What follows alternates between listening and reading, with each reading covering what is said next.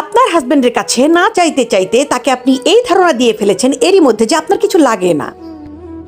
বউরা সবচেয়ে বড় ভুল করে এটা, যে হাজবেন্ডের কাছে সতী সাবিত্রী সাজতে যাওয়া, যে না আমার কিছু লাগে না, স্নো পাউডার গিফট, ঘুরতে নেওয়া, একটু স্বাদ আহ্লাদের জন্য 2টা পয়সা খরচ করা, না আমার কিছু লাগে না। এই যে ফিলটা না, এটা খুব খারাপ। আপনি আপনার হাজবেন্ডকে একবার এই ফিল দেবেন, সে ধরেই নিবে যে না এই মহিলার কোনো চাওয়া পাওয়া নাই। সে তার বোনের জন্য, ভাইয়ের জন্য, দেবর ননদ, আপনার যা আছে 14 গোষ্ঠীর জন্য গিফট কিনতেছে, কিন্তু আপনার জন্য কিনবে না কেন? ভাই দোস্ত, আপনি হাজবেন্ডকে বুঝিয়েছেন যে আমার কিছু লাগে না।